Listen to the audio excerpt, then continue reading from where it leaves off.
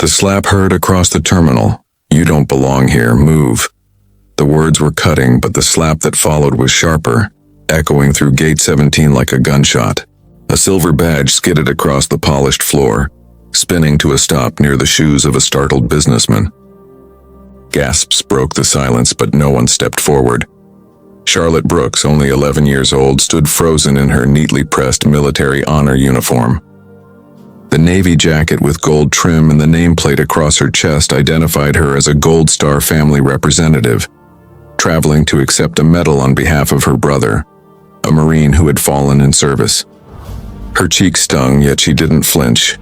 The woman who struck her, flight attendant Dana Holloway, showed no remorse. "This isn't a costume party," Dana snapped. "First class is for real passengers." Charlotte didn't argue. She didn't cry. Quietly, she bent down, retrieved her badge, and held it for a moment. Then she pressed her thumb against a hidden sensor. A blue light blinked once, then red. Dana rolled her eyes. "Security will be here in 2 minutes. Maybe then you'll understand," Dana muttered. Charlotte's voice was calm, steady, far too controlled for a child who had just been slapped. "You should probably call the Department of Defense instead," she said. Within a minute, the terminal lights flickered. An announcement crackled overhead. "Notice gray flag protocol has been activated. Joint operations are temporarily suspended at this gate." Movement across the terminal halted. In 9 airports nationwide, military-linked systems went into lockdown. Flights diverted. Boarding canceled. Charlotte stood still, dust on her sleeve, badge once again pinned to her chest. She said nothing, but the power had already shifted. Dana, unaware, had no idea what she had triggered. Just an hour earlier, Charlotte had been sitting quietly in the far corner of the VIP lounge at Fort Liberty Airport. Her posture was perfect, legs crossed neatly, hands folded in her lap. Her uniform was crisp, her nameplate gleaming, the Gold Star badge placed firmly over her heart. Travelers passed without much notice. A few glanced, then looked away.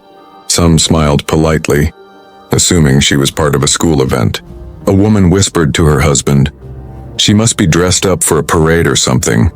Nobody asked her why she was there. Nobody asked about her parents, but Charlotte was used to being overlooked. She kept her eyes on the digital clock above the terminal doors, counting down to the flight that would take her to Washington, D.C. There, she would receive the posthumous medal awarded to her brother, Corporal Adam Brooks, who had died in Helmand 3 months earlier. This wasn't a trip anyone wished for. Charlotte didn't crave attention, and she wasn't the kind of child who sought the spotlight. But this flight wasn't about comfort, it was about duty. That morning, her father had told her before heading back to base, "Your brother stood for something. And today, so do you." She hadn't spoken, just nodded.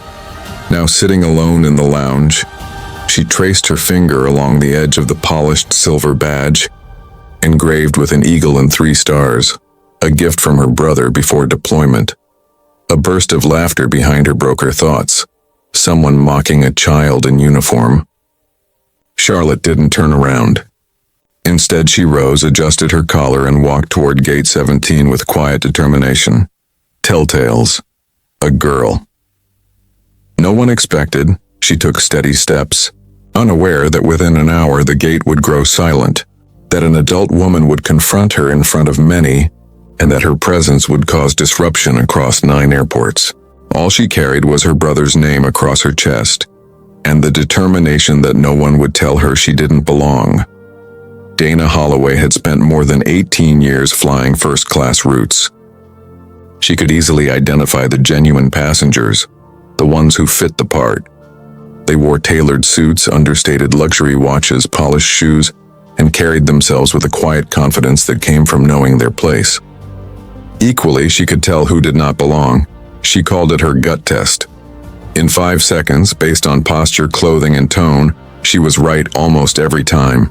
So, when Dana noticed a young girl in a military-style outfit near the first-class line, dragging a simple navy duffel and displaying what appeared to be a badge, her instinct said no.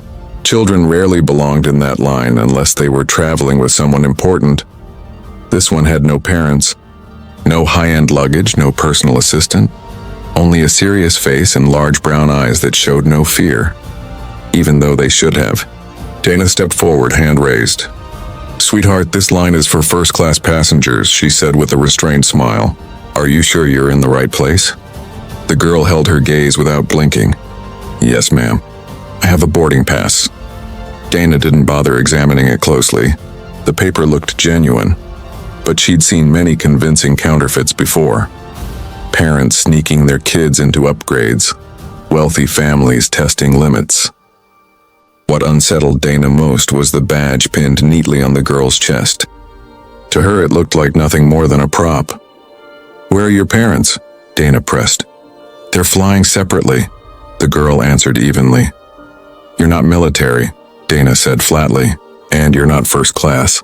Step aside, but the girl remained still. For the first time that day, Dana's instincts didn't give her the certainty she relied on. There was something unusual about how calm this child remained.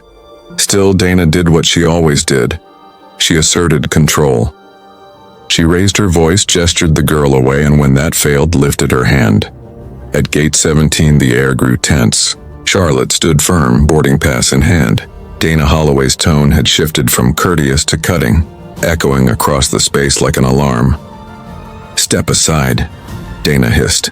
"You're holding up the line." Yet the girl didn't move. Passengers behind them shifted uneasily.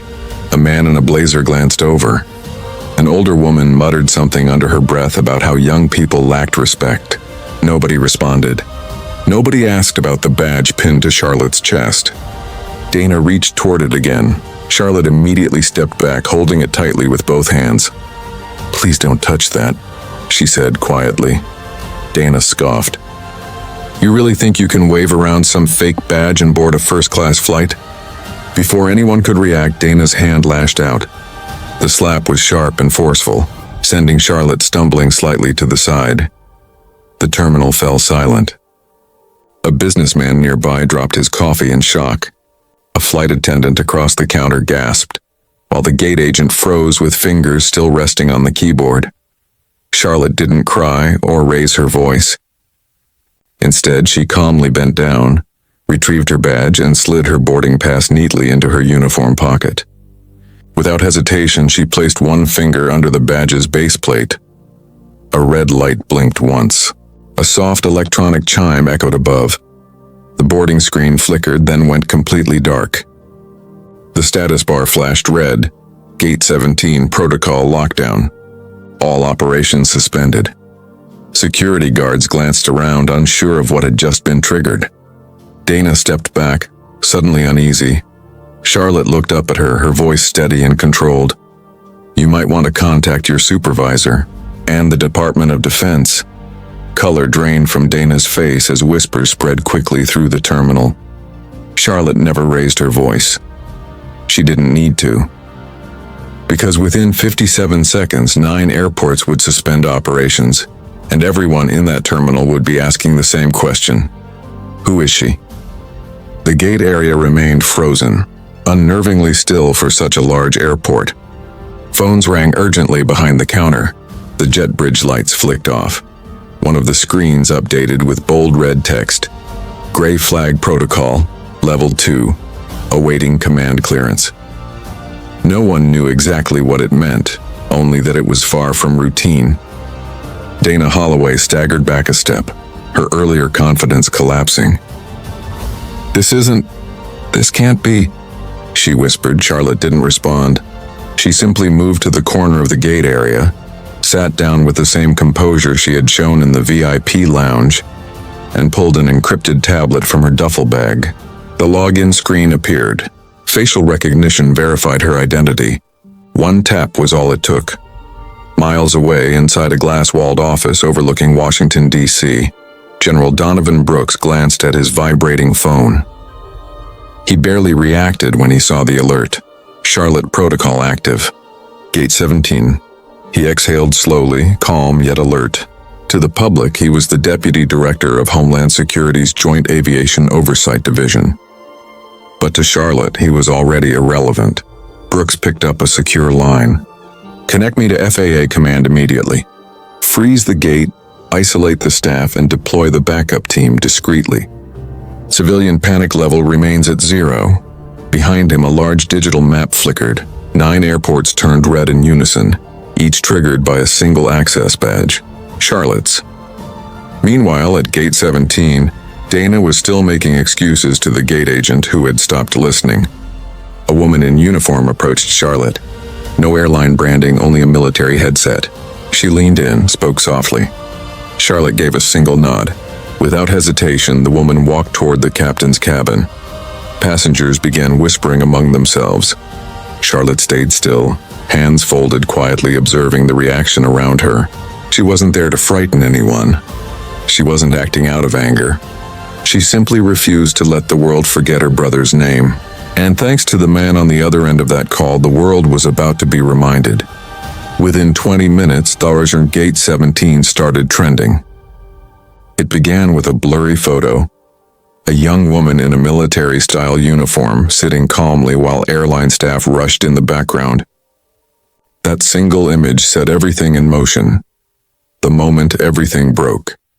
The caption read, "What did this child do to shut down an entire gate?"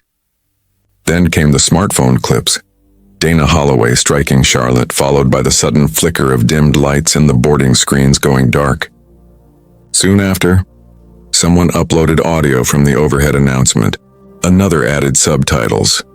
By the time Charlotte lifted her eyes from her tablet, CNN, Reuters, and 2 local stations had already requested her Department of Defense file. The file wasn't denied or restricted. It was locked, sealed at a national level. Files don't get locked unless they tie into something much larger. By the time Dana grasped how serious things were, the damage was already done. Her image was everywhere. A still from the video, her hand mid-slap, face strained with anger, captioned, "She struck a Gold Star child." Dana hadn't known who the girl was. She just worked first class. Meanwhile, Charlotte sat silently, showing no reaction, neither smile nor tears. Across from her, a man in a baseball cap, a Navy veteran, leaned in gently. "Was it your brother?" Charlotte gave a small nod. "Helmand Province, 3 months ago." The veteran placed a hand to his chest. "Semper Fi," Charlotte whispered back. "Thank you." At the same time, Dana was escorted away by 2 men in uniforms she didn't recognize. They weren't TSA, not airline staff. These were federal. The gate agent left his desk, speaking quietly into a radio. Around them, murmurs grew louder. No one defended Dana now. Charlotte stood, smoothed her sleeves, and walked to the window. She hadn't come to ruin anyone, but some reminders need to be public. That even the quietest passenger might carry a name worth honoring. Later, Charlotte sat in a private security room, her small frame swallowed by an oversized leather chair. A cup of water sat untouched beside her, condensation spreading on the table. 2 men in dark suits entered. They weren't airline or airport staff. They were from the Federal Aviation Ethics Division, a joint task force so obscure most had never heard of it.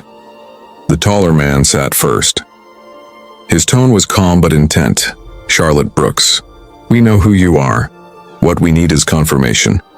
Charlotte straightened, posture steady the way her brother had taught her. "Yes, sir," she said. "Authorization Alpha, November 7th. That was all. 1 sentence. The tablet in her bag gave a sharp chime. The 2 men exchanged quick looks. Within seconds, the overhead screen. The screen flickered on, showing a federal seal, 5 redacted lines, and finally, access granted, Skylock clearance level 4. ID, Brooks, Charlotte. Unit 17. The shorter man leaned forward. "Charlotte, do you understand what triggering the gray flag protocol means?" She met his eyes. "It means 9 airports suspend operations until both the FAA and DoD review the incident." "And do you know who has the authority to activate it?" "Yes," she replied. "My father. Or me." Silence filled the room. Back at Gate 17, Dana was led off the floor without a word. No apology, no farewell. The passengers had already cleared out, but not before someone cast live news coverage onto the airport wall. Dana's photo loomed behind her, frozen mid-exit, marked with shame. She had no idea Charlotte's badge wasn't a trinket. It belonged to Skylock, a classified federal identification system created for dependents of high-risk defense families, especially those honored posthumously. The badge carried an ethics override, allowing its bearer to flag real-time airport violations for federal review whenever dignity or protocol was ignored. Only 3 children in the country had it. Charlotte was one of them. The man with the tablet spoke gently. "Why did you use it?" Charlotte paused, not because she didn't know, but because she wanted her words to be precise. "I didn't activate it because she hit me," she said softly. "I did it because she disrespected my brother's sacrifice, dismissed my badge as fake, and treated me like I had no worth." The room went silent again. Finally, the taller agent leaned back, exhaled, and said, "The protocol is valid. No violations on your part." Charlotte didn't move. She asked if I was pretending to be military, she added. "I'm not. I'm family." Meanwhile, in a secure FAA terminal, General Donovan Brooks addressed 6 officials from the FAA, Homeland Security, and the Department of Defense. Each had a folder still unopened. "My daughter followed Skylock ethics protocol exactly as written," he said firmly. "That system exists because 2 years ago another Gold Star child was forced off a flight for wearing a uniform. No one intervened then. We didn't build this for headlines. We built it so dignity would never again be discarded as policy." A younger executive shifted in his seat. "Still, 9 airports shut down. That's significant." Brooks met his gaze. So was the cost of silence. Back at the airport, media outlets began adjusting their coverage. Charlotte was no longer framed as the child behind a shutdown. She was now Charlotte Brooks, daughter of General Donovan Brooks and sister of fallen hero Corporal Adam Brooks. A new clip circulated quickly, Dana rolling her eyes just before the slap. Captioned, "When arrogance meets consequences, at the gate," the announcement echoed, "Boarding is now resuming at Gate 17. First-class passengers only." Beginning with Miss Charlotte Brooks, Dana was gone. The crew had been replaced. Charlotte stood, her badge catching the light like steel. She didn't rush, didn't hesitate. She simply walked past the whispers, past the stairs, and onto the plane. In seat 1A, no one questioned if she belonged. Not anymore. By the time Charlotte's flight lifted off, Dana Holloway's world had unraveled in less than 3 hours. It began with a suspension notice on the tarmac. Brief, cold, unsigned. Minutes later, her airline credentials were revoked.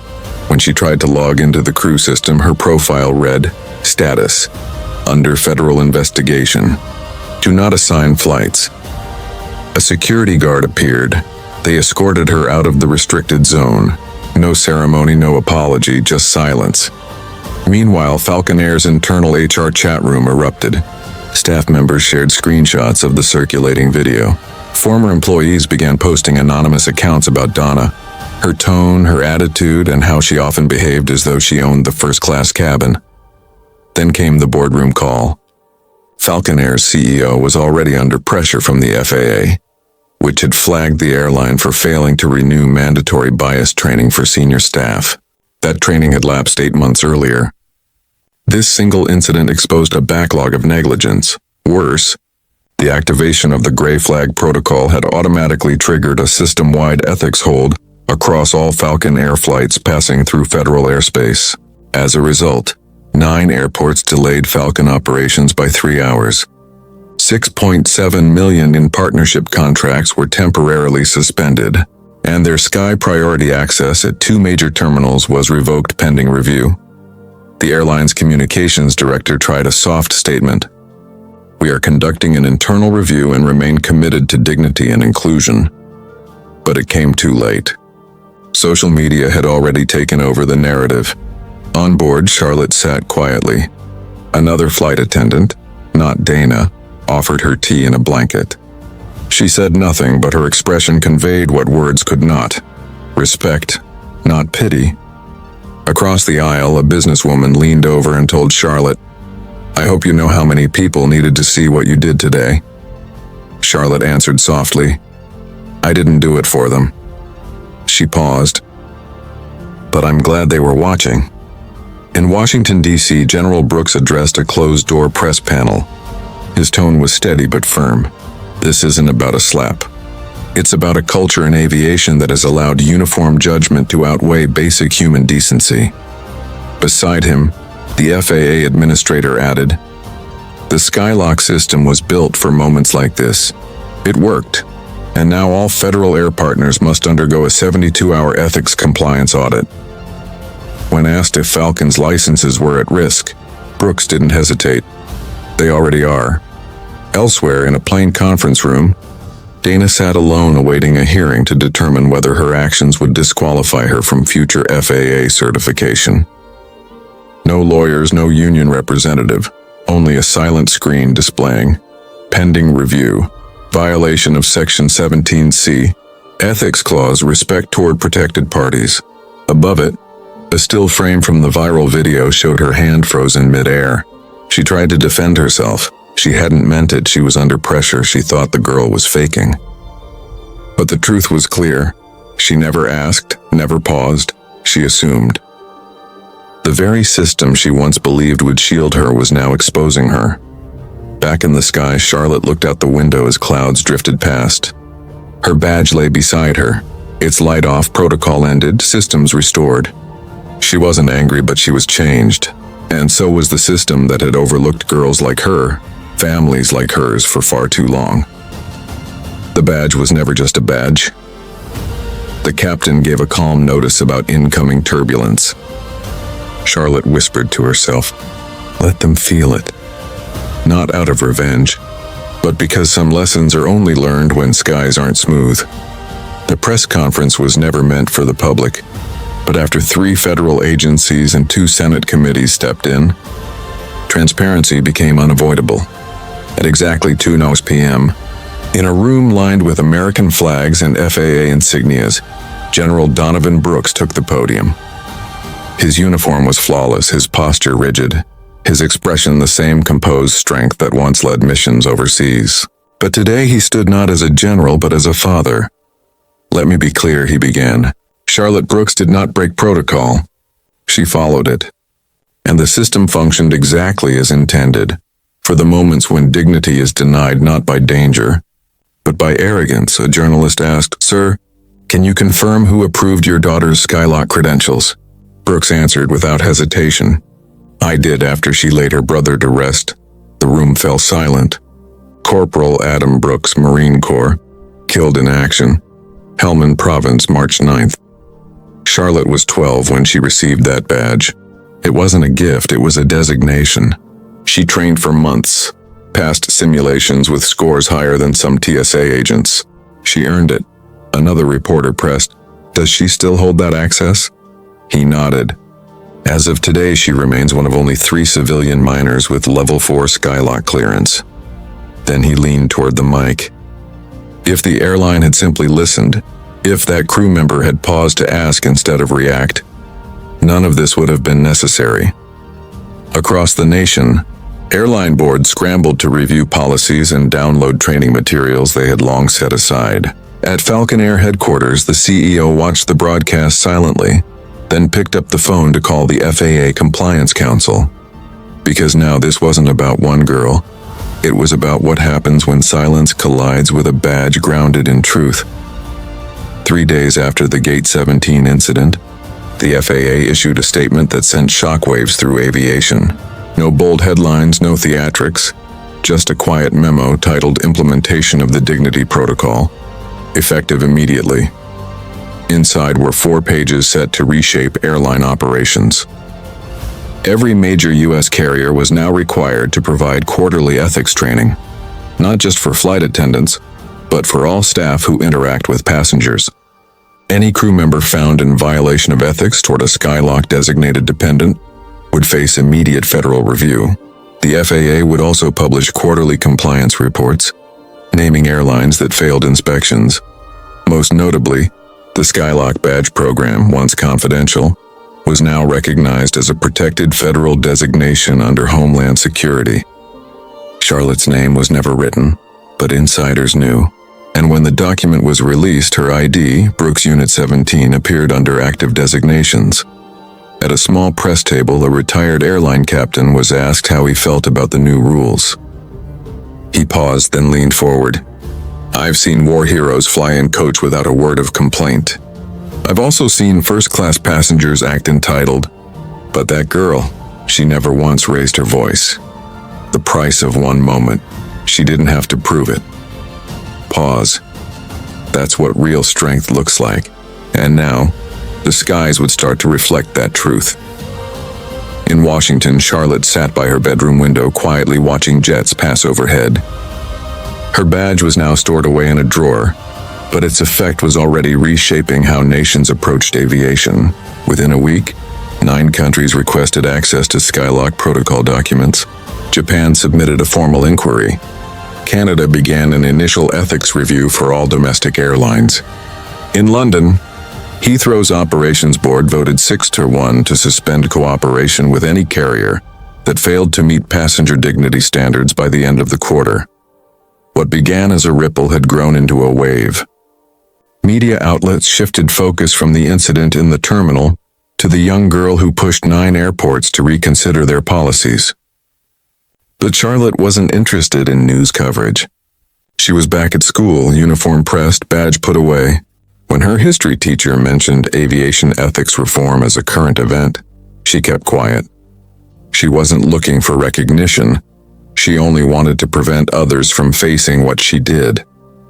That evening, General Brooks knocked softly on her door. "There's someone on video call who'd like to speak with you," he said. "International." Charlotte walked over to the screen. A composed, professional woman appeared, the flag of the European Aviation Commission behind her. "Miss Brooks," she said warmly, "we'd like to invite you to speak at the Global Passenger Ethics Forum next month in Brussels." Charlotte hesitated. "I'm just a kid." The woman smiled. "And yet you reminded an entire industry of what it had overlooked." Outside, a plane crossed the sunset sky. For the first time in years, Charlotte looked up, not with sorrow but with quiet pride. Change doesn't always arrive with noise. Sometimes it lands softly, but it lasts. The ballroom in Brussels was filled with representatives from over 40 nations, suits, flags, cameras. Yet attention turned as an 11-year-old girl stepped onto the stage. No dramatic gesture, only steady steps and calm focus. Charlotte Brooks adjusted the microphone. She spoke without notes.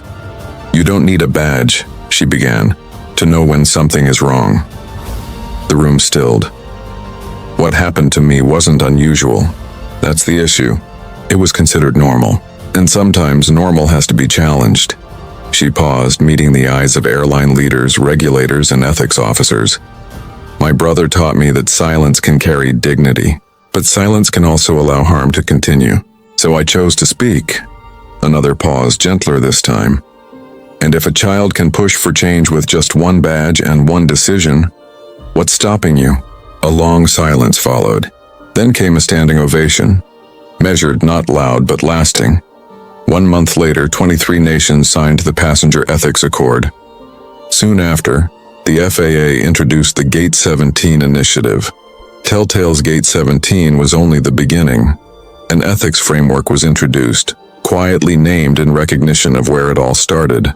Dana Holloway's FAA license was permanently revoked. Falconeer was placed under strict federal oversight for 2 years. And Charlotte? She returned home, back to her studies, back to her quiet life. Her badge stayed locked away in a drawer, kept safe. She hoped she would never need it again. But across airports and training centers worldwide, new signs appeared. Dignity is not optional. It's policy. Every time a crew member saw those words before a flight, they might not have known the girl who inspired them.